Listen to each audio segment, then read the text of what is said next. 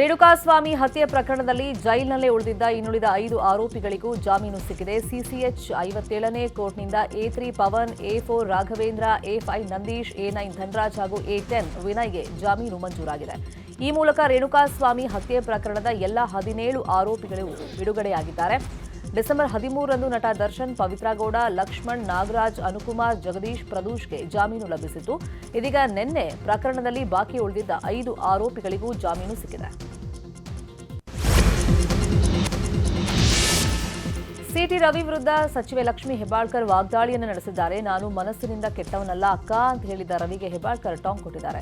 ರವಿ ಬಾಯಿಂದ ಕೆಟ್ಟವರು ಅಂತ ಹೇಳಿದ್ದಾರೆ. ನನ್ನ ವಿರುದ್ಧ ಸಿಟಿ ರವಿ ಅಶ್ಲೀಲ ಪದ ಬಳಕೆ ಮಾಡಿದ್ದಾರೆ. ಈ ಬಗ್ಗೆ ಸಭಾಪತಿಗೆ ಮತ್ತೊಮ್ಮೆ ದೂರು ಕೊಡ್ತೀನಿ. ನಾನು ಹೋರಾಟ ನಿಲ್ಲಿಸಲ್ಲ. ಘಟನೆ ಬಗ್ಗೆ ದಾಖಲೆ ಕೊಡ್ತೀವಿ. ಎಫ್ಎಸ್ಎಲ್ ವರದಿಯು ಶೀಘ್ರವೇ ಬಹಿರಂಗ ಆಗಬೇಕು ಅಂತ ಹೆಬ್ಬಾಳ್ಕರ್ ಆಗ್ರಹ ಮಾಡಿದರು. ಅನ್ಯಾಯದ ವಿರುದ್ಧ ಹೋರಾಟ ನಾನು ನಿಲ್ಲಿಸೋದಿಲ್ಲ. ಮತ್ತೆ ನಾನು ಸಭಾಪತಿಯವರಿಗೆ ಮನವಿಯನ್ನು ಕೊಡ್ತೀನಿ. ಯಾಕಂತಂದರೆ ಅವರು ತಮ್ಮ ಮಾಧ್ಯಮದಲ್ಲಿ ನೋಡಿದ್ದೀನಿ. ಅವ್ರು ಹೇಳಿದ್ದಾರೆ, ಇವತ್ತು ಬೆಳಗ್ಗೆ ಹೇಳಿದ್ದಾರೆ, ನಿನ್ನೆ ಹೇಳಿದ್ದಾರೆ, ನಮ್ಮ ಸದನದಲ್ಲಿ ನಮ್ಮ ಏನು ರೆಕಾರ್ಡಿಂಗ್ ಇದಿರುತ್ತೆ ಅದು ಮ್ಯೂಟ್ ಆಗಿತ್ತು, ನನಗೆ ಬರಲಿಲ್ಲ, ಆದರೆ ಮಾಧ್ಯಮದಲ್ಲಿ ಇದೆ ಅಂತ ಹೇಳಿದ್ದಾರೆ. ನನ್ನ ಹತ್ರ ಕೂಡ ಸಾಕ್ಷಿ ಇದೆ. ನಾನು ಕೂಡ ಸಾಕ್ಷಿಯನ್ನು ರಿಲೀಸ್ ಮಾಡ್ತೀನಿ. ಯಾವುದೇ ಕಾರಣಕ್ಕೂ ಸಿಟಿ ರವಿ ಅವರನ್ನ ಕ್ಷಮಿಸುವಂಥ ಪ್ರಮೇಯನೇ ಇಲ್ಲ. ನಾನು ಹೋರಾಟ ಮಾಡ್ತೀನಿ. ಇಡೀ ಮಹಿಳಾ ಕುಲಕ್ಕೆ ಏನು ಅವರು ಇವತ್ತು ಅನ್ಯಾಯ ಮಾಡಿದ್ದಾರೆ, ಈ ಪದವನ್ನು ಬಳಸಿದ್ದಾರೆ, ಅವರಿಗೆ ಶಿಕ್ಷೆ ಆಗುವವರೆಗೂ ಈ ಲಕ್ಷ್ಮೀ ಹೆಬ್ಬಾಳ್ಕರ್ ಸುಮ್ಮನೆ ಕೂರೋದಿಲ್ಲ ಅಂತ ಹೇಳಲಿಕ್ಕೆ ಬಯಸ್ತಾರೆ. ಇನ್ನು ಸಿಟಿ ರವಿ ಹೇಳಿಕೆ ಸಮರ್ಥನೆ ಮಾಡಿಕೊಳ್ತಿರುವಂತಹ ಬಿಜೆಪಿಯವರ ವಿರುದ್ಧವೂ ಹೆಬ್ಬಾಳ್ಕರ್ ಕಿಡಿಕಾರಿದ್ದಾರೆ. ಬಿಜೆಪಿಯವರು ಸಿಟಿ ರವಿ ಅವರು ಬೆನ್ನಿಗೆ ನಿಂತಿದ್ದಾರೆ, ಹಾರ ತುರಾಯಿ ಹಾಕಿಸ್ಕೊಂಡು ವೈಭವೀಕರಿಸ್ತಾ ಇದ್ದಾರೆ. ಬಿಜೆಪಿಯವರು ಎನ್ಕೌಂಟರ್ ಅಂತಾರೆ, ನಾಚಿಕೆ ಆಗಲ್ವಾ? ದಾರಿ ತಪ್ಪಿಸೋ ಕೆಲಸ ಬಿಜೆಪಿಯವರು ಮಾಡ್ತಾ ಇದ್ದಾರೆ. ಈ ಬಗ್ಗೆ ಪ್ರಧಾನಿ, ರಾಷ್ಟ್ರಪತಿ ಅವರಿಗೆ ನಾನು ಪತ್ರ ಬರೀತೀನಿ ಅಂತ ಹೇಳಿದ್ರು. ಅವ್ರು ಏನೇನು ಇವತ್ತು ಇಡೀ ರಾಜ್ಯದ ಎದುರುಗಡೆ ಇವತ್ತು ಸಿಟಿ ರವಿ ಅವರು ಒಂದು ದೇವರು ಅನ್ನುವಂಥ ಏನೊಂದು ಪೋರ್ಟ್ರೇಟ್ ಮಾಡ್ತಾ ಇದ್ದಾರೆ ಬಿಜೆಪಿಯವರು, ಅದು ಅವರ ಮುಖವಾಡ, ಗೋಮುಖ ವ್ಯಾಘ್ರಗಳು ಇವರೆಲ್ಲ. ಒಬ್ಬ ಮಹಿಳೆಯನ್ನ ಒಂದು ಸದನದಲ್ಲಿ ಈ ಮಟ್ಟಿಗೆ ಮಾತಾಡಿದ್ರೆ ಅದನ್ನ ಅವರ ಬೆನ್ನಿಗೆ ನಿಂತ್ಕೊಳ್ತಾರೆ, ಪ್ರಶಂಸೆ ಮಾಡ್ತಾರೆ. ಯಾರಾದರೂ ಒಬ್ಬರು ಅದನ್ನ ಖಂಡನೆ ಮಾಡಿದ್ರ? ಒಬ್ರು ಯಾರಾದರೂ ಅದನ್ನ ಕ್ಷಮೆ ಕೇಳಿದ್ರ? ಉಲ್ಟಾ ಚೋರ್ ಕೊತ್ವಾಲ್ ಕೊಡಾಟೆ ಅಂತ ಹೇಳೋ ಹಾಗೆ ಊರೂರಿಗೆ ನಿಲ್ಲಿಸಿ ಇವ್ರು ಮೆರವಣಿಗೆ ಮಾಡ್ಕೊಳ್ತಾರ? ಏನಾಗಿದೆ ಅವ್ರಿಗೆ ಗಾಯ? ಎಷ್ಟಾಗಿದೆ ಗಾಯ? ಎಷ್ಟು ಹೊಲಿಗೆ ಬಿದ್ದಿದ್ದಾವೆ ಅವ್ರಿಗೆ? ಪಟ್ಟಿ ಸುತ್ಕೊಳ್ತಾರ? ಏನು ಬೇರೆಯವ್ರ ಕಣ್ಣಿಗೆ ಪಟ್ಟಿ ಕಟ್ಟದೇನಂತ ತಿಳ್ಕೊಂಡಿದ್ದೀರಾ ನೀವು? ಸಿಟಿ ರವಿ ಅವರೇ, ಮಾನ್ಯ ಪ್ರಧಾನಮಂತ್ರಿಗಳಾದಂಥ ನರೇಂದ್ರ ಮೋದಿ ಅವರನ್ನ ಕೇಳ್ತೀನಿ, ಮಾನ್ಯ ನಮ್ಮ ರಾಷ್ಟ್ರಪತಿಗಳಾದಂಥ ಅವರಿಗೆ ನಾನು ಪತ್ರ ಬರಿತೀನಿ. ನನಗೆ ಅವಕಾಶ ಸಿಕ್ಕರೆ ಈ ದೇಶದ ಪ್ರಧಾನಮಂತ್ರಿಗಳನ್ನ ಭೇಟಿಯಾಗಿ ನನಗೆ ಆದಂಥ ಅನ್ಯಾಯವನ್ನು ವಿವರಿಸ್ತೀನಿ. ಇನ್ನು ಲಕ್ಷ್ಮೀ ಹೆಬ್ಬಾಳ್ಕರ್ ಹೇಳಿಕೆಗೆ ಚಿಕ್ಕಮಗಳೂರಲ್ಲಿ ಎಂಎಲ್ಸಿ ಸಿಟಿ ರವಿ ಪ್ರತಿಕ್ರಿಯೆ ಕೊಟ್ಟಿದ್ದಾರೆ. ಹೆಬ್ಬಾಳ್ಕರ್ ಸೂಚನೆ ಮೇರೆಗೆ ನನ್ನ ಮೇಲೆ ಕ್ರಮ ಕೈಗೊಂಡಿದ್ದಾರೆ. ಡಿಕೆಶಿ, ಚನ್ನರಾಜ್ ಹಟ್ಟಿಹೊಳಿ ಕೂಡ ನನಗೆ ಧಮಕಿ ಹಾಕಿದ್ದಾರೆ. ಸುವರ್ಣಸೌಧದಲ್ಲೇ ನನ್ನ ಮೇಲೆ ದಾಳಿಗೆ ಯತ್ನ ನಡೆದಿದೆ. ನಾನು ಲಕ್ಷ್ಮೀ ಹೆಬ್ಬಾಳ್ಕರ್ ವಿರುದ್ಧ ದೂರು ಕೊಟ್ಟಿದ್ದೇನೆ. ಆಳುವವರಿಗೊಂದು, ವಿರೋಧ ಪಕ್ಷಕ್ಕೆ ಒಂದು ಕಾನೂನಿಲ್ಲ. ಕಾನೂನು ಎಲ್ಲರಿಗೂ ಒಂದೇ ಅಂತ ಹೇಳಿದ್ರು. ಹೇಳಿದಂತೆ 15 ದಿನದವರೆಗೂ ಸಮಯ ಇದೆ ಅಂತ. ಅಂದ್ರೆ ಸಿಟಿ ರವಿಯ ಮೇಲೆ 15 ನಿಮಿಷದೊಳಗೆ ಕಾರ್ಯಾಚರಣೆ ಆಗುತ್ತೆ. ಸಿಟಿ ರವಿ ಕೊಟ್ಟ ದೂರು 15 ದಿನ ಸಮಯ ಇದೆ ಅಂತ ಹೇಳ್ತಾರೆ. ಇಲ್ಲಿಗೆ ಆ ಕಮಿಷನರ ದೃಷ್ಟಿಯಲ್ಲಿ ಬಿಜೆಪಿಯವರಿಗೊಂದು ಕಾನೂನು, ಕಾಂಗ್ರೆಸ್ನವರಿಗೊಂದು ಕಾನೂನು, ಆಳುವವರಿಗೊಂದು ಕಾನೂನು, ವಿರೋಧ ಪಕ್ಷದವರಿಗೊಂದು ಕಾನೂನು ಅಂತಂದ್ರೆ ಅವರು ಆ ಹುದ್ದೆಯಲ್ಲಿರೋದಕ್ಕೆ ಯೋಗ್ಯರ? ಹೇಳಿದಂತೆ 15 ದಿನ. ವಿಧಾನ ಪರಿಷತ್ ಸದಸ್ಯ ಎನ್ ರವಿಕುಮಾರ್ ಮಾತನಾಡಿ, ಸಚಿವೆ ಲಕ್ಷ್ಮೀ ಹೆಬ್ಬಾಳ್ಕರ್ ಬಿಡುಗಡೆ ಮಾಡಿದ ವಿಡಿಯೋಗೆ ಬೆಲೆ ಇಲ್ಲ ಅಂತ ಹೇಳಿದ್ದಾರೆ. ಸಭಾಪತಿ ಹೊರಟ್ಟಿಯವರು ಈಗಾಗಲೇ ಸ್ಪಷ್ಟನೆ ಕೊಟ್ಟಿದ್ದಾರೆ. ಆ ರೀತಿ ಮಾತನಾಡಿರುವ ಆಡಿಯೋ, ವಿಡಿಯೋ ದಾಖಲೆ ಇಲ್ಲ ಅಂತ ಹೇಳಿದ್ದಾರೆ. ಇವರ ಬಳಿ ಇರೋ ವಿಡಿಯೋ ದಾಖಲೆಗೆ ಯಾವುದೇ ಬೆಲೆ ಇಲ್ಲ ಅಂತ ಹೇಳಿದ್ದಾರೆ. ಇನ್ನು ಬಿಜೆಪಿ ರಾಜ್ಯ ಸಹ ಪ್ರಭಾರಿ ಸುಧಾಕರ್ ರೆಡ್ಡಿ ಹಾಗೂ ಬೇಲೂರು ಶಾಸಕ ಎಚ್.ಕೆ. ಸುರೇಶ್ ಸಿಟಿ ರವಿ ಅವರನ್ನ ಭೇಟಿಯಾಗಿದ್ದಾರೆ. ಬಂಧನದ ವಿಚಾರವಾಗಿ ಚರ್ಚೆ ಮಾಡಿದ್ದಾರೆ. ಸಿಟಿ ರವಿ ಹಾಗೂ ಲಕ್ಷ್ಮೀ ಹೆಬ್ಬಾಳ್ಕರ್ ನಡುವಿನ ಸಮರ ಇನ್ನೂ ಮುಗಿಯುವಂತೆ ಕಾಣಿಸ್ತಾ ಇಲ್ಲ. ಇದೇ ವಿಚಾರವಾಗಿ ಸಭಾಪತಿ ಬಸವರಾಜ ಹೊರಟ್ಟಿ ಮಾತನಾಡಿದ್ದಾರೆ. ಸದನದಲ್ಲಿ ಆದ ಘಟನೆ ಬಗ್ಗೆ ಚರ್ಚೆ ಮಾಡಿ ಕಾನೂನು ನೋಡಿ ತೀರ್ಮಾನ ಕೊಟ್ಟು ಬಂದಿದ್ದೀನಿ. ನಂತರ ಸಿಟಿ ರವಿ ಅರೆಸ್ಟ್ ಮಾಡಿರೋದು ಅದು ನನಗೆ ಸಂಬಂಧಪಡದ ವಿಷಯ. ಸರ್ಕಾರ ಮತ್ತು ಪೊಲೀಸ್ ಕೆಲಸದಲ್ಲಿ ಹಸ್ತಕ್ಷೇಪ ಮಾಡಲ್ಲ. ಹಕ್ಕುಚ್ಯುತಿ ಬಗ್ಗೆ ನನಗೆ ಯಾರೂ ದೂರು ಕೊಟ್ಟಿಲ್ಲ. ಹಕ್ಕುಚ್ಯುತಿ ಬಗ್ಗೆ ದೂರು ಕೊಟ್ಟರೆ ಪರಿಶೀಲನೆ ಮಾಡ್ತೀನಿ ಅಂತ ಹೇಳಿದ್ರು. ಇನ್ನು ಸರ್ಕಾರದ ಬಳಿ ಇರುವಂತಹ ಆಡಿಯೋ ವಿಡಿಯೋ ಎಫ್ಎಸ್ಎಲ್ನಲ್ಲಿ ದೃಢವಾಗಬೇಕು ಅಂತ ಹೇಳಿದ್ರು. ಏನಂದ್ರೆ FIR ಬಂದಿದೆ, ಅದು ನಾವು ನಮ್ಮದೇ ಆದಂಥ ಮೂಲಗಳು, ಆ ಮೂಲಗಳ ಪ್ರಕಾರ ನಾವು ಚರ್ಚೆ ಮಾಡಿ ಅದು ಮುಂದೆ ಬಂದಾಗ ಅದರ ಬಗ್ಗೆ ನಾವು ಕ್ರಮ ಅವನು ನಮಗೆ ಸಂಬಂಧ ಇಲ್ಲ ವಿಷಯ, ಆದರೆ ಪರಿಶೀಲನೆ ಮಾಡಬೇಕಾಯ್ತು. ಪರಿಶೀಲನೆ ಮಾಡ್ಬೇಕಾದ್ರೆ FSL ಕಳಿಸ್ಬೇಕು. FSL ರಿಪೋರ್ಟಿಂಗ್ ಬರ್ತದೆ, ಅದ್ರ ಮೇಲೆ ನಾವು ಅಂದರೆ ಅದೊಂದು ಕಂಪ್ಲೇಂಟ್ ಅಂತ ಹಿಂಗಾಗಿದೆ ಅಂತ ಕೊಡ್ತಾರೆ. ಕೊಟ್ಟಾಗ ಅದನ್ನು ಕನ್ಸಿಡರ್ ಮಾಡಬೇಕಾದಂತ ಇಲ್ಲಿ ರೆಕಾರ್ಡ್ ಆಗಿಲ್ಲ, ಆಗಿಲ್ಲ, ಯಾರೋ ಫೇಕ್ ಮಾಡ್ಕೊಂಡ್ರೆ ಬರಲಿ, ಅದು ನಮಗೆ ಬರಲಿ. ನಾವು ಬಂದಾಗ ನೋಡ್ತೀವಿ. ರಾತ್ರಿ 1:30 ಗಂಟೆವರೆಗೆ ಅವ್ರಿಗೆ ಟ್ರ್ಯಾಕ್ ಮಾಡಿದ್ದೀನಿ. ಅವಾಗೇನು ಪೊಲೀಸ್ ಕಮಿಷನರ್ ಇಂದ ಈಗ SP ಅವನು ರೋಲ್ ಕರ್ಕೊಂಡು ಹೋಗಿದ್ರು. SP ಮಾತಾಡಿದೆ, ಸರ್ ಅಲ್ಲಿ ಮತ್ತೇನಾರು ಮಾಡಿ ಗಲಾಟೆ ಆಗಿ ಏನು ಆಗಬಾರ್ದು ಅನ್ನೋ ದೃಷ್ಟಿಯಿಂದ ಅವ್ರನ್ನ ನಾವು ಕರ್ಕೊಂಡು ಹೊಂಟಿದ್ವಿ. ಕರ್ಕೊಂಡು ಹೋಗ ನಮ್ಮ ಪೊಲೀಸರು ದಾರಿ ತಪ್ಪು ಹೋಗ್ಯಾರ. ಯಾವುದನ್ನ ನಾ ಹೇಳಿದೆ ಅವ್ರಿಗೆ, ಅವಾಗ ಏನಾದರೂ ಸಣ್ಣದ ಏನಾದರೂ ಘಟನೆ ಆದರೆ ನಿಮ್ಮನ್ನು ಬಿಡಂಗಿಲ್ಲ, ನೀವು ಜವಾಬ್ದಾರಿ ಸ್ಪಷ್ಟವಾಗಿ ನಾನು ಪೊಲೀಸ್ ಕಮಿಷನರ್ಗೆ ಮತ್ತು SP ಹೇಳಿನಿ. ಇನ್ಯಾರಾದರೂ ಕಂಪ್ಲೇಂಟ್ ಕೊಟ್ಟರೆ ಮತ್ತೆ ಯಾಕೆ ನನ್ನ ಕಂಟ್ರೋಲ್ ಮೀರಿದ್ರೆ ನಾವು ಮಾಡ್ಬೋದು. ನಮ್ಮ ಕಂಟ್ರೋಲ್ದಾಗ ಐತಲ್ಲ, ಎಲ್ಲ ಕಾನೂನುಗಳನ್ನ ಕಾಯ್ದೆಗಳನ್ನ ಓದ್ಕೊಂಡೆಲ್ಲ ಮಾಡಿ ಚರ್ಚೆ ಮಾಡಿ ಅದರ ನಂತರ ನಾವು ನಮ್ಮ ತೀರ್ಮಾನ ಕೊಟ್ಟಾಗ ಎಥಿಕ್ಸ್ ಸಮಿತಿ ಕೊಡುವಂಥ ಅವಶ್ಯಕತೆ ಆವಾಗ ಬಂದಿಲ್ಲ, ಈಗ ಬರೋದಿಲ್ಲ.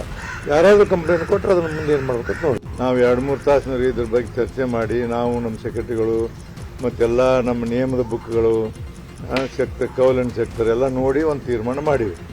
ತೀರ್ಮಾನ ಆದ ನಂತರ ಸದನವನ್ನು ಅನಿರ್ದಿಷ್ಟ ಅವಧಿವರೆಗೆ ಮುಂದೂಡಿವು.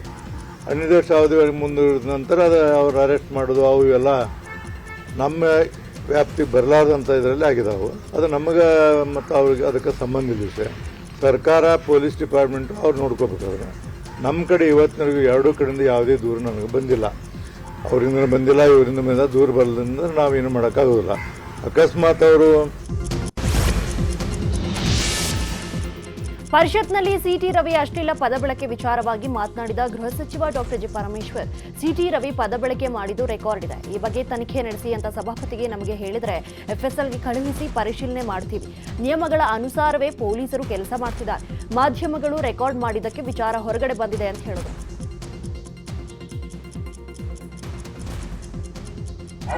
ವೆರಿಫಿಕೇಶನ್ ಮಾಡಬೇಕು ಅಂತಂದ್ರೆ ನಾವು FSLಗೆ ಕೊಟ್ಟು ವೆರಿಫೈ ಮಾಡೋದಕ್ಕೆ ಕ್ರಮ ತಗೊಳ್ತೀವಿ.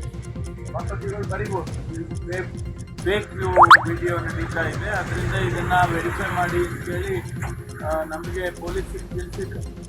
ಅದನ್ನು FSLಗೆ ಕೊಟ್ಟು ವೆರಿಫೈ ಮಾಡೋದು. ಪರ್ಮಿಷನ್ ಕೇಳ್ತಾರೆ ಪೊಲೀಸ್ನವರು, ಕೊಟ್ಟರೆ ಮಾಡ್ತಾರೆ, ಕೊಡಲಿಲ್ಲ ಅಂತ ಮಾಡೋದು. ನಾವು ಕಾನೂನು ಅಡಿಯಲ್ಲಿ ಅವರಿಗೆ ಅವಕಾಶ ಇದೆ, ಪೊಲೀಸ್ನವರಿಗೆ ಅದನ್ನು ಕೇಳ್ತಾರೆ. ಅದು ಸಭಾಪತಿಗಳು. ಇನ್ನು ಸಿಟಿ ರವಿ ಹೇಳಿಕೆಗೆ ಸಿಎಂ ರಾಜಕೀಯ ಸಲಹೆಗಾರ BR ಪಾಟೀಲ್ ಆಕ್ರೋಶ ವ್ಯಕ್ತಪಡಿಸಿದ್ದಾರೆ. ಒಬ್ಬ ಮಹಿಳೆಗೆ ಈ ರೀತಿಯ ಭಾಷೆ ಬಳಸೋದು ಒಳ್ಳೆಯದಲ್ಲ. ಇದೇ ಮಾತು ದಲಿತ ವರ್ಗ ಅಥವಾ ಬೇರೆ ವರ್ಗ ಕಂದಿದ್ರೆ ಭಾರಿ ಅನಾಹುತವೇ ಆಗ್ಬಿಡ್ತಿತ್ತು. ಬೆಳಗಾವಿ ಅಧಿವೇಶನದಲ್ಲಿನ ಘಟನೆ ಎಲ್ಲರೂ ಖಂಡಿಸಬೇಕು. ದಿನದಿಂದ ದಿನಕ್ಕೆ ಶಾಸಕಾಂಗದ ಬಗ್ಗೆ ಜನರಲ್ಲಿ ಗೌರವ ಕಡಿಮೆಯಾಗ್ತಿದೆ ಅಂತ ಹೇಳಿದರು. ಬೆಳಗಾವಿ ಅಧಿವೇಶನದಲ್ಲಿ ನಡೆದಂಥ ಘಟನೆ ಖಂಡನಾರ್ಹ ಮತ್ತು ಅದು ಯಾರಿಗೂ ಶೋಭೆ ತರ್ತಕ್ಕಂಥಲ್ಲ. ಒಬ್ಬ ಮಹಿಳೆಗೆ ಅಂಥ ಭಾಷೆ ಬಳಸುವುದು ಅದು ಸಜ್ಜನಿಕೆ ಅಲ್ಲ ಮತ್ತು ಒಳ್ಳೆಯದೂ ಅಲ್ಲ. ಆದರೆ ಇವತ್ತು ಆ ಘಟನೆ ನಡೆದೋಗಿದೆ. ಇದೇನಾದರೂ ದಲಿತ ವರ್ಗಕ್ಕೆ ಮತ್ತು ಬೇರೆ ವರ್ಗದವ್ರಿಗೆ ಏನಾದರೂ ಅಂದಿದ್ರೆ ಭಾರಿ ದೊಡ್ಡ ಅನಾಹುತ ಆಗ್ತಿತ್ತು. ಬೆಳಗಾವಿ ಅಧಿವೇಶನ ನಾವೆಲ್ಲರೂ ಖಂಡಿಸಬೇಕು, ಮುಂದೆ ಆಗಲಾರ್ದಾಗೆ ನಾವು ನೋಡ್ಕೋಬೇಕು. ದಿನದಿನಕ್ಕೆ ಈ ಶಾಸಕಾಂಗದ ಬಗ್ಗೆ ಜನರಿಗೆ ನಂಬಿಕೆ ಹೋಗ್ತಾ ಇದೆ. ಹಾಗಾಗಿ ನಂಬಿಕೆ ಬರುವಾಗ ಮಾಡಿದ್ರೆ ನಾವು ಘನತೆಯಿಂದ, ಗೌರವದಿಂದ, ಗಂಭೀರದಿಂದ ನಾವು ನಡಿಬೇಕು. ಅದು ಅಂಬೇಡ್ಕರ್ ವಿಚಾರದಲ್ಲಿ ಅಮಿತ್ ಶಾ ಹೇಳಿಕೆ ಖಂಡಿಸಿ ಇವತ್ತು ಬೆಳಗಾವಿ ಜಿಲ್ಲೆಯ ಅಥಣಿ ಪಟ್ಟಣ ಬಂದ್ಗೆ ಕರೆ ಕೊಡಲಾಗಿದೆ. ತಾಲೂಕಿನ ವಿವಿಧ ದಲಿತ ಪರ ಸಂಘಟನೆಗಳು ಪಟ್ಟಣ ಬಂದ್ಗೆ ಕರೆ ಕೊಟ್ಟಿದ್ದು ಬೆಳಗ್ಗೆಯಿಂದ ಪ್ರತಿಭಟನೆಯನ್ನು ನಡೆಸಲು ಮುಂದಾಗಿದ್ದಾರೆ. ಮಧ್ಯಾಹ್ನ ಅಥಣಿ ಪಟ್ಟಣದ ಅಂಬೇಡ್ಕರ್ ವೃತ್ತದಿಂದ ತಹಶೀಲ್ದಾರ ಕಚೇರಿಯವರೆಗೂ ಪ್ರತಿಭಟನಾ ಮೆರವಣಿಗೆ ನಡೆಸಿ ಬಳಿಕ ತಹಶೀಲ್ದಾರರ ಮೂಲಕ ಅಮಿತ್ ಶಾ ವಿರುದ್ಧ ಕ್ರಮ ಕೈಗೊಳ್ಳುವಂತೆ ರಾಷ್ಟ್ರಪತಿಗೆ ಮನವಿ ಸಲ್ಲಿಸಲು ಮುಂದಾಗಿದ್ದಾರೆ. ಅಂಬೇಡ್ಕರ್ ಬಗ್ಗೆ ಅವಹೇಳನ ಮಾಡಿದ್ದಾರೆ ಅಂತ ಕೇಂದ್ರ ಗೃಹ ಸಚಿವ ಅಮಿತ್ ಶಾ ವಿರುದ್ಧ ವಕೀಲರು ಪ್ರತಿಭಟನೆಯನ್ನ ಮಾಡಿದರು.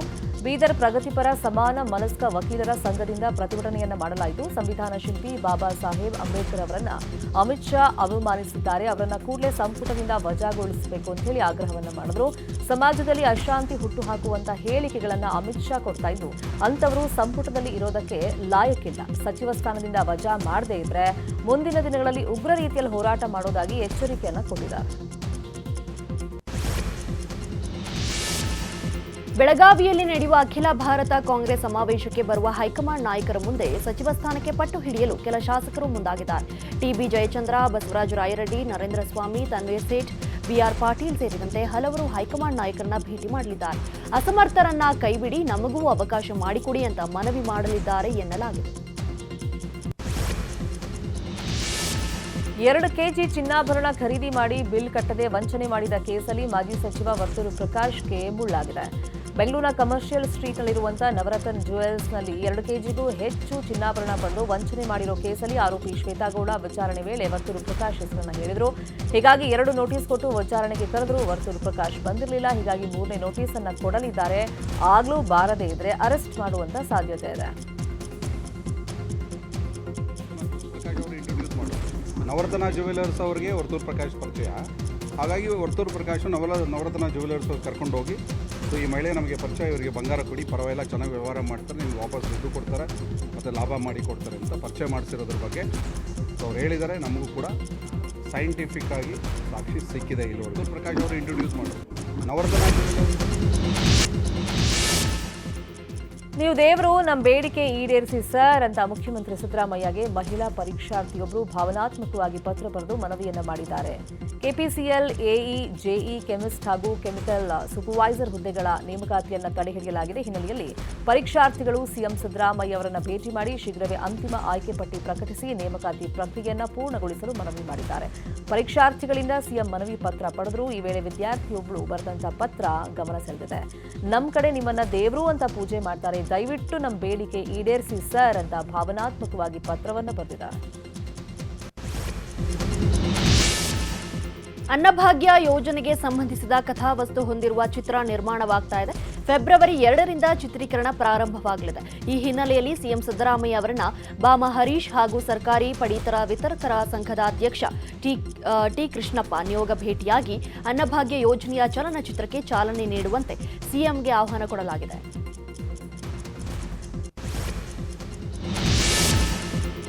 ಕೇಂದ್ರ ಸಚಿವ ಪ್ರಹ್ಲಾದ್ ಜೋಶಿ ಹುಬ್ಬಳ್ಳಿ ಧಾರವಾಡ ಬೈಪಾಸ್ ರಸ್ತೆ ನಿರ್ಮಾಣ ಕಾಮಗಾರಿ ಸ್ಥಳಕ್ಕೆ ಭೇಟಿಯನ್ನು ಕೊಟ್ಟಿದ್ದರು. ಬೈಪಾಸ್ ಅಗಲೀಕರಣ ಹಾಗೂ ಉನ್ನತೀಕರಣ ಕಾಮಗಾರಿ ಪರಿಶೀಲನೆ ಮಾಡಿದಂಥ ಜೋಶಿ ಗುತ್ತಿಗೆದಾರರಿಂದ ಮಾಹಿತಿಯನ್ನು ಪಡೆದುಕೊಂಡು ಬೈಪಾಸ್ ರಸ್ತೆ ನಿರ್ಮಾಣ ಕಾಮಗಾರಿಯನ್ನು 2025ರ ಜೂನ್ ವೇಳೆಗೆ ಮುಕ್ತಾಯಗೊಳಿಸುವಂತೆ ಗುತ್ತಿಗೆದಾರರಿಗೆ ಸೂಚನೆ ಕೊಟ್ಟು ಬೈಪಾಸ್ ರಸ್ತೆಯಲ್ಲಿನ ರೈಲ್ವೆ ಸೇತುವೆ ಹಾಗೂ ಗಬ್ಬೂರು ಸೇತುವೆ 2025ರ ಸೆಪ್ಟೆಂಬರ್ ತಿಂಗಳಲ್ಲಿ ಪೂರ್ಣಗೊಳ್ಳಲಿದೆ. ಹೆದ್ದಾರಿಯ ಪಕ್ಕದಲ್ಲಿ ಅವಶ್ಯವಿರುವಲ್ಲಿ ಸರ್ವಿಸ್ ರಸ್ತೆ ಹಾಗೂ ಕೆಳ ಸೇತುವೆಗಳನ್ನು ಕೂಡ ನಿರ್ಮಾಣ ಮಾಡಲಾಗುತ್ತಿದೆ. ಇದರಿಂದ ಜನರಿಗೆ ಅನುಕೂಲವಾಗಲಿದೆ.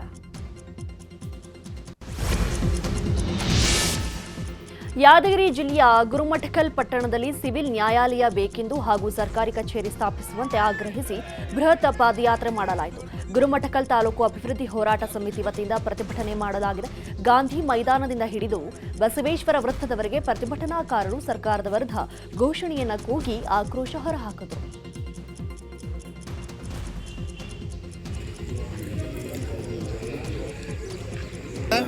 स्लोगन इस्तेमाल बोला भारत माता की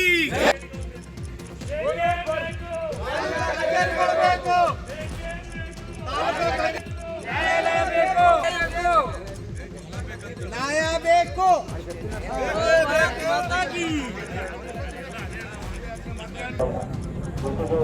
ಸಂಬಂಧಪಟ್ಟಂತ ಉತ್ತರ ಇಲಾಖೆಯ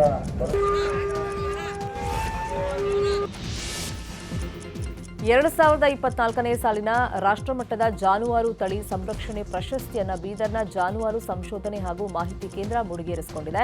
ರಾಷ್ಟ್ರೀಯ ಕೃಷಿಕರ ದಿನವಾದ ಅಂಗವಾಗಿ ಹರಿಯಾಣದಲ್ಲಿ ನಡೆದಂತಹ ಕಾರ್ಯಕ್ರಮದಲ್ಲಿ ಸಂಶೋಧನಾ ನಿರ್ದೇಶಕ ಡಾಕ್ಟರ್ ಬಿವಿ ಶಿವಪ್ರಕಾಶ್ ಹಾಗೂ ಕೇಂದ್ರದ ಮುಖ್ಯಸ್ಥ ಡಾಕ್ಟರ್ ಪ್ರಕಾಶ್ ಕುಮಾರ್ ರಾಠೋಡ್ ಅವರು ಪ್ರಶಸ್ತಿಯನ್ನು ಸ್ವೀಕಾರ ಮಾಡಿದರು. ದೇವಣಿ ತಳಿ ಸಂರಕ್ಷಣೆಗಾಗಿ ಸಂಶೋಧನಾ ಕೇಂದ್ರಕ್ಕೆ ರಾಷ್ಟ್ರೀಯ ಜಾನುವಾರು ತಳಿ ಸಂರಕ್ಷಣೆ ಪ್ರಶಸ್ತಿ ಸಿಕ್ಕಿದೆ.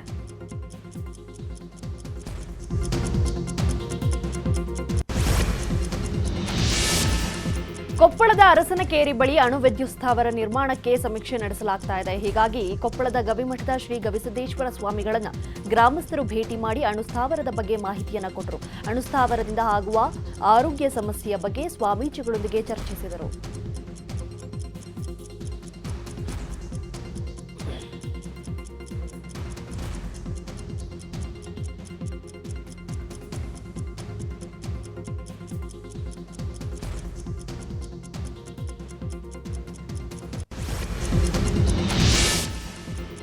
ಹೊಸ ವರ್ಷಾಚರಣೆಗೆ ನಂದಿಗಿರಿ ಧಾಮಕ್ಕೆ ನಿರ್ಬಂಧ ಹೇರಿ ಚಿಕ್ಕಬಳ್ಳಾಪುರ ಜಿಲ್ಲಾಡಳಿತ ಆದೇಶವನ್ನು ಹೊರಡಿಸಿದೆ. ಡಿಸೆಂಬರ್ 31ರ ಸಂಜೆ 6 ಗಂಟೆಯಿಂದ ಜನವರಿ 1ರ ಬೆಳಗ್ಗೆ 6 ಗಂಟೆವರೆಗೆ ಸಾರ್ವಜನಿಕ ಪ್ರವೇಶಕ್ಕೆ ನಿರ್ಬಂಧವನ್ನು ವಿಧಿಸಲಾಗಿದೆ. ಈ ಬಗ್ಗೆ ಮಾಹಿತಿ ಕೊಟ್ಟಿರುವಂತಹ ಜಿಲ್ಲಾಧಿಕಾರಿ ಪಿಎನ್ ರವೀಂದ್ರ, ನಂದಿಗಿರಿ ಧಾಮದಲ್ಲಿ ಹೊಸ ವರ್ಷದ ಸಂಭ್ರಮಾಚರಣೆಯಲ್ಲಿ ಯಾವುದೇ ಅನಾಹುತ ಆಗದಂತೆ ತಡೆಯೋದಕ್ಕೆ ಈ ಕ್ರಮ ಕೈಗೊಂಡಿದ್ದೇವೆ. ಜನವರಿ 1ರ ಬೆಳಗ್ಗೆ 7 ಗಂಟೆ ನಂತರ ಗಿರಿಧಾಮ ಪ್ರವೇಶಕ್ಕೆ ಸಾರ್ವಜನಿಕ ಪ್ರವೇಶಕ್ಕೆ ಅವಕಾಶ ನೀಡಲಾಗುತ್ತೆ. ಹೀಗಾಗಿ ಸಾರ್ವಜನಿಕರು ಸಹಕರಿಸುವಂತೆ ಮನವಿಯನ್ನ ಮಾಡಿದ್ದಾರೆ. ಧಾಮಕ್ಕೆ ಆಗಮಿಸಿದರೆ ಅಲ್ಲಿ ಸುರಕ್ಷಿತವಾಗಿರ್ತಕ್ಕಂಥ ಸ್ಥಳಗಳು ಪರಿಚಯ ಇರೋದಿಲ್ಲ ರಾತ್ರಿ ಸಮಯದಲ್ಲಿ. ಹಾಗಾಗಿ ಪ್ರವಾಸಿಗರು ಬಂದಂಥ ಸಂದರ್ಭದಲ್ಲಿ ರಾತ್ರಿ ಸಂದರ್ಭ ಆಗಿರೋದ್ರಿಂದ ಹೊಸ ವರ್ಷದ ಆಚರಣೆಯ ಪ್ರಯುಕ್ತ ಬೇರೆ ಬೇರೆ ಅನಾಹುತಗಳಿಗೆ ಅಲ್ಲಿ ಕಾರಣ ಆಗಬಾರ್ದು. ಹಾಗಾಗಿ ವಿವಿಧ ಬೇಡಿಕೆಗಳ ಈಡೇರಿಕೆಗೆ ಆಗ್ರಹಿಸಿ ಆಟೋ ಚಾಲಕರು ಹುಬ್ಬಳ್ಳಿಯಲ್ಲಿ ಪ್ರತಿಭಟನೆ ನಡೆಸಿದರು. ಉತ್ತರ ಕರ್ನಾಟಕ ಆಟೋ ಚಾಲಕರ ಸಂಘದ ನೇತೃತ್ವದಲ್ಲಿ ಹುಬ್ಬಳ್ಳಿಯ ಆರ್ಟಿಒ ಕಚೇರಿ ಎದುರು ಪ್ರತಿಭಟನೆ ಮಾಡಿದ್ರು. ಹುಬ್ಬಳ್ಳಿಯಲ್ಲಿ ಸುಮಾರು 25,000ಕ್ಕೂ ಹೆಚ್ಚು ಆಟೋಗಳಿದ್ದು ಸರ್ಕಾರದ ಶಕ್ತಿ ಯೋಜನೆಯಿಂದ ಆಟೋ ಚಾಲಕರು ಬೀದಿ ಪಾಲಾಗುವಂತಾಗಿದೆ. ಶಕ್ತಿ ಯೋಜನೆ ರದ್ದುಗೊಳಿಸಬೇಕು. ಮತ್ತೊಂದು ಕಡೆ ಓಲಾ, ಊಬರ್ ಯಾತ್ರಿಗಳಿಂದಲೂ ತೊಂದರೆಯಾಗ್ತಾ ಇದ್ದು ಕೂಡಲೇ ಈ ಸಂಸ್ಥೆಗಳ ಆ್ಯಪ್ ರದ್ದು ಮಾಡಬೇಕು ಅಂತ ಮನವಿ ಸಲ್ಲಿಸಲಾಯಿತು.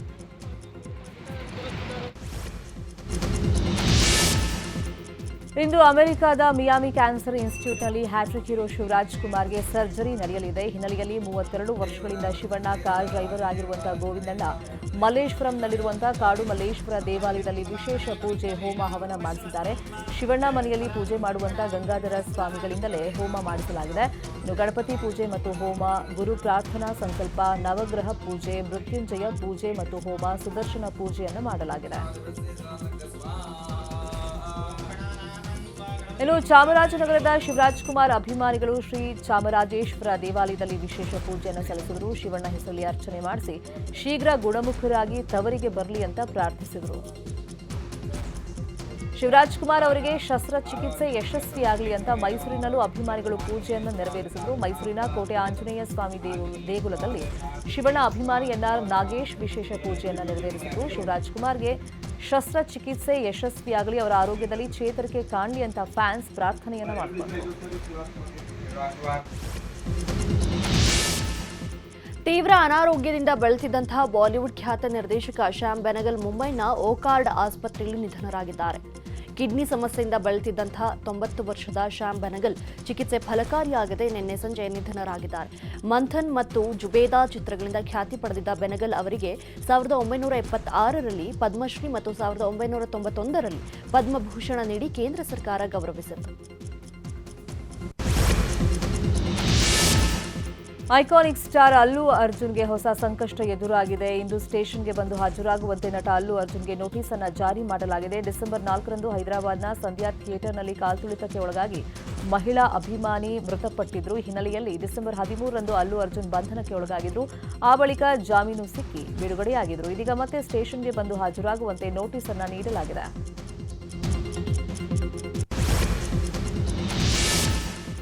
ವಿಶ್ವ ಬ್ಯಾಡ್ಮಿಂಟನ್ ತಾರೆ ಪಿವಿ ಸಿಂಧು ಸಪ್ತಪದಿ ತುಳಿದಿದ್ದಾರೆ. ಖ್ಯಾತ ಉದ್ಯಮಿ ವೆಂಕಟ್ ದತ್ತಾ ಸಾಯಿ ಜೊತೆ ದಾಂಪತ್ಯ ಜೀವನಕ್ಕೆ ಕಾಲಿಟ್ಟಿದ್ದಾರೆ. ರಾಜಸ್ಥಾನದ ಉದಯಪುರದಲ್ಲಿ ತೆಲುಗು ಸಂಪ್ರದಾಯದಂತೆ ಮದುವೆ ನಡೆಯಿತು. ಕೇಂದ್ರ ಸಚಿವ ಗಜೇಂದ್ರ ಸಿಂಗ್ ಶೇಖಾವತ್ ಭಾಗಿಯಾಗಿ ನವದಂಪತಿಗೆ ಆಶೀರ್ವದಿಸಿದರು. ಇವತ್ತು ಹೈದರಾಬಾದ್ನಲ್ಲಿ ಆರತಾಕ್ಷತೆ ಕಾರ್ಯಕ್ರಮ ನೆರವೇರಲಿದೆ.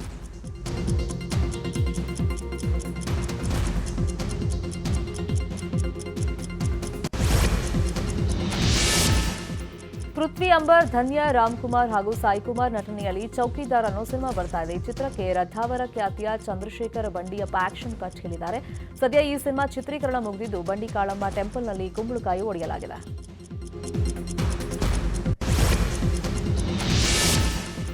ಡಂಕಿ ನಂತರ ಶಾರುಖ್ ಖಾನ್ ನಟನೆಯಲ್ಲಿ ಕಿಂಗ್ ಎಂಬ ಸಿನಿಮಾ ಬರ್ತಾ ಇದೆ. ಈ ಸಿನಿಮಾ ಸುಜಯ್ ಘೋಷ್ ನಿರ್ದೇಶನದಲ್ಲಿ ಶುರುವಾಗಿತ್ತು. ಆದ್ರೆ ಈಗ ಸುಜಯ್ ಘೋಷ್ ರೀಪ್ಲೇಸ್ ಆಗಿದ್ದು ಪಠಾಣ್ ಡೈರೆಕ್ಟರ್ ಸಿದ್ಧಾರ್ಥ್ ಆನಂದ್ ಕಿಂಗ್ ಸಿನಿಮಾವನ್ನ ನಿರ್ದೇಶನ ಮಾಡ್ತಿದ್ದಾರೆ ಎನ್ನಲಾಗ್ತಿದೆ.